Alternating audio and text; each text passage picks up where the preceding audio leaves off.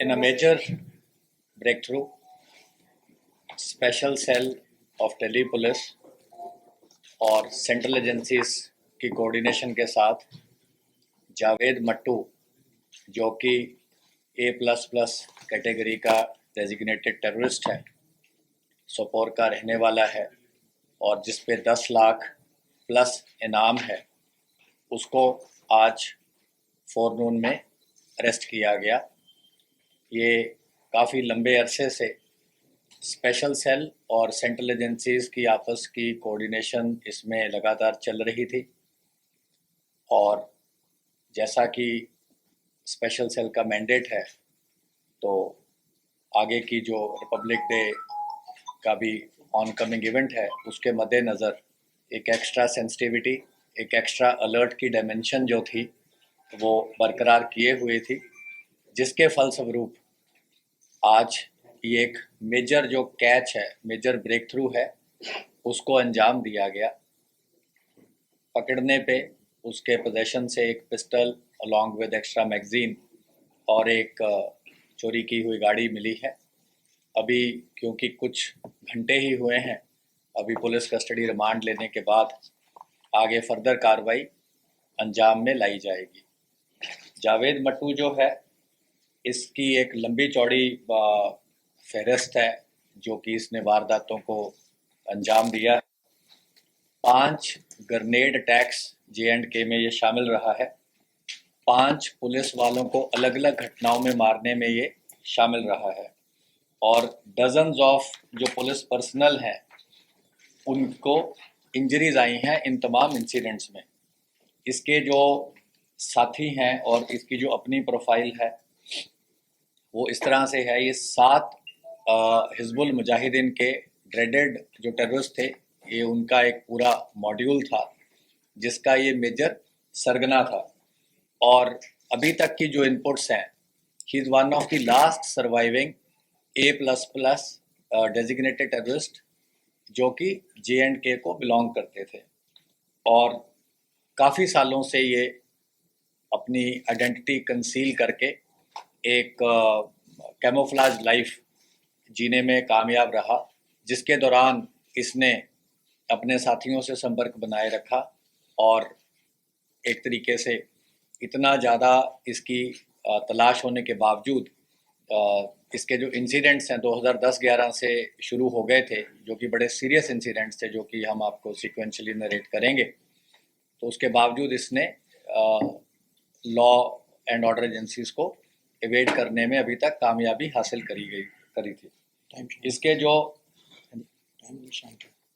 6 जो इसके साथी थे बाकी, एक था अब्दुल माजिद जरगर, ये सोपोर का रहने वाला था और अभी जो इसकी इनपुट्स हैं, ये अभी क्रॉस बॉर्डर कंट्री में पाकिस्तान में है और तमाम इसकी गतिविधियों में शमूलियत रही है और क्रॉस बॉर्डर वेपन स्मगलिंग में भी इसका मेजर एक्टिविटी रही है। दूसरा साथी अब्दुल कयूम नज़र, ये ऑपरेशनल इंचार्ज था इस पूरे टेररिस्ट मॉड्यूल का। ये पुलिस और वहाँ की पैरामिलिट्री फोर्सेस के साथ एक्सचेंज ऑफ फायर में मारा गया था। तारिक अहमद लोन, ये भी पाक ट्रेन टेररिस्ट था, हल्द्वारा का रहने वाला था और जब इसको सिक्योरिटी फोर्सेस ने इसको घेर लिया था तो इसने एक पुल से जंप किया जिसमें इसकी मौत हो गई थी। इनका अगला साथी था इम्तियाज़ कुंडू, ये सोपोर J&K का रहने वाला था और ये 15-16 में बॉर्डर क्रॉस करके पाकिस्तान चला गया था और अभी भी ये शाहीन के साथ मिलके वारदातों में इसकी जो शमूलियत है वो सामने आई है। एक इनका साथी था महराज हलवाई, ये भी पाकिस्तान ट्रेन टेररिस्ट था, सोपोर का रहने वाला था और ये भी सिक्योरिटी फोर्सेस के साथ एक्सचेंज ऑफ फायर में मारा गया था। इनका अगला साथी था वासिम गुरु, ये सोपोर का रहने वाला था, ये भी सिक्योरिटी फोर्सेस के साथ एक्सचेंज ऑफ फायर में मारा गया। जो इन्होंने तमाम वारदातों को अभी तक अंजाम दिया है, इनमें 2010 में हेड कांस्टेबल मोहम्मद यूसुफ, जो कि CID ब्रांच सोपोर का था, इसको पुलिस स्टेशन सोपोर के बाहर ही 2010 में मारा गया। उसके बाद SP सोपोर के घर पे अंडर बैरल ग्रेनेड लॉन्चर्स के साथ अटैक इन्होंने किया। इनके ये 4 लोग थे, AK-47 थी इनके पास।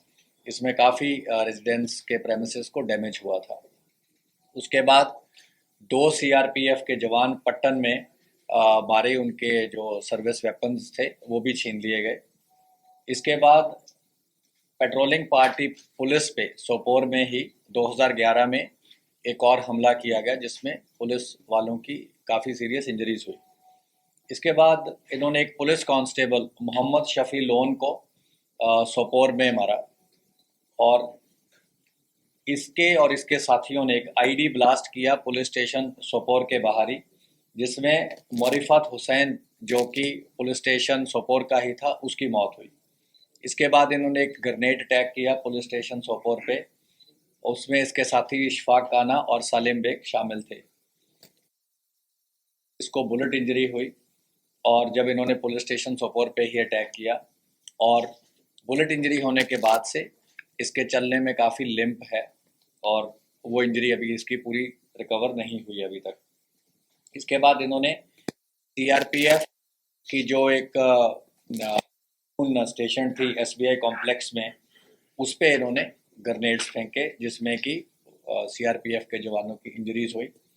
इसके बाद इन्होंने एक BSNL का ऑफिस था सोपोर में, उस पर भी ग्रेनेड फेंके, और रिसेंट इन्होंने उसके जो लास्ट इनका इंसिडेंट था चनखन चौक में सोपोर में इन्होंने फिर ग्रेनेड अटैक किया। तो इस तरीके से इसकी एक लंबी चौड़ी टेरर इंसिडेंट्स में इन्वॉल्वमेंट रही है, और स्पेशल सेल का in association with central agencies ये बड़ा मेजर कैच है, जिससे कि राजधानी और इसके एरियाज को और महफूज रखने में मदद मिलेगी।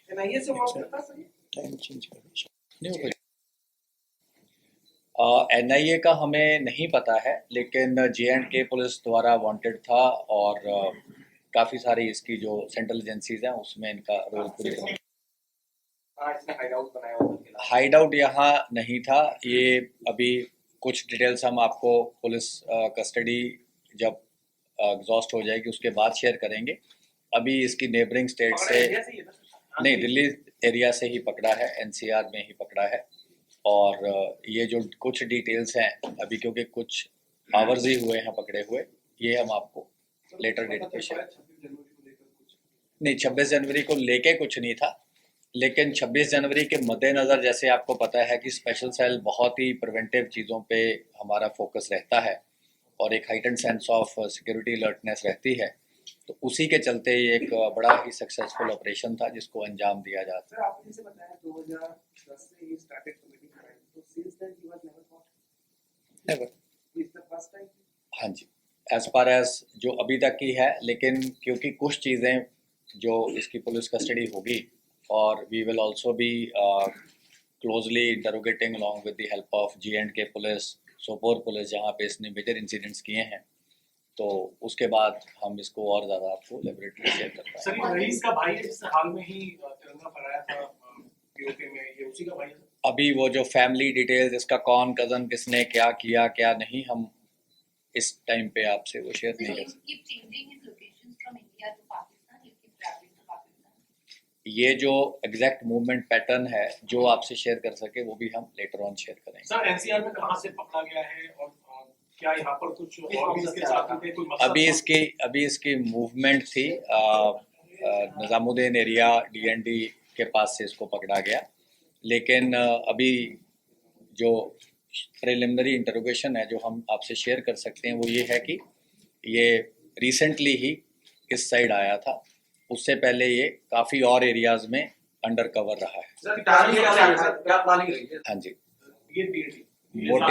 मोटिवेशन वगैरह अभी it is too early to say, लेकिन अभी तो इसका मेन तो ये था कि 2010, 11, 12 में इसने तमाम इंसिडेंट किए, डेजिग्नेटेड टेररिस्ट है, और इतना इनाम है इस पे, एंड जैसा कि आपको बताया कि is the one of the last members जो कि अभी J&K के नेटिव जिन पे इतना नाम है और जिनकी डेजिग्नेशन है उसमें है, तो अभी तो ये अपने आप को बड़े लो प्रोफाइल तरीके से रह के अपनी जो सारे इसके मंसूबे थे उनको अंजाम देने की कोशिश कर रहा था, लेकिन इससे ज़्यादा हम आपको नहीं बता सकते। अभी तक हमारा जो कोई एक्टिव केस है उसमें हमें कोई ऐसा सामने नहीं आया, लेकिन again it is not definitive. The last involvement was found in which year, which case? अभी तक जो ऑन रिकॉर्ड अभी जो कुछ आवर्स की वो हम कर पाए हैं वो है 2010, 11, 12। 11-12। सर निजामुद्दीन क्या करने आया था? निजामुद्दीन से पकड़ा गया है? अभी मूवमेंट इसकी उधर हुई थी, क्योंकि ये लगातार अपने ठिकाने बदलता रहा है, अलग अलग जगह पे इसने अपनी मूवमेंट रखी है, तो वो एग्जैक्ट कौन से दिन आया कौन से दिन नहीं आया ये कोई हमारे सर इम्पोर्टेंट कोई अभी के टारगेट टच में है नहीं, अभी अपने कोई ऑफिस से ये बात कर रहा है पीओके में या इनके और जेएनके में या सर हिजबुल मुजाहिदीन में इसकी तमाम एसोसिएशंस रही हैं और अल बदर का भी इनका रहा है, तो अभी किससे कर रहा था क्या नहीं कर रहा था ये अभी हम आपसे शेयर सर अभी काफी वीआईपी मूवमेंट्स हो रहे हैं अयोध्या को लेके, ऐसा कोई एंगल नहीं है। ठीक है। ये अवार्ड जिसके सर पे किसने अनाउंस किया sir? JNK police, primarily जे&के police. Delhi में से कोई और इसको मदद कर रहा हो या कहीं के जो रहा हो एसोसिएट्स अभी तक कोई सामने नहीं आया। सर ये पीओके गया था सर? पीओके गया था? एक बार इसने बताई है मूवमेंट, बट अभी हमें वो वेरीफाई करनी है। इतने साल से कॉन्ट्रैक्ट जम्मू कश्मीर के बाद कहाँ पे था और इंडिया में 2012 से क्वाइट क्यों हो गया था सर? क्वाइट इसलिए हो गया था, एक तो इसको गोली लग गई थी, गोली लगने से इसको डेबिलिटेट हो गया, लिम्प आ गया, तो उतना एक्टिवली जैसे ये पहले खुद जाता था, ग्रेनेड लॉन्चर लेके चले गए, AK-47 लेके चले गए, ग्रेनेड ब्लास्ट किए, और उसके बाद वहाँ भी सिक्योरिटी फोर्सेस का जो पीछे आई थिंक एक्टिविटी रही है उससे काफ़ी प्रेशर रहा है ऐसे एलिमेंट्स पे, तो उस कारण से ये काफ़ी ऐसे लोग हैं जो कि अपना बचने के लिए लो प्रोफाइल मेंटेन किए हैं या एक्टिवली उन वारदातों में शामिल नहीं हो रहे हैं जिनमें वो पहले शामिल होते थे। Thank you.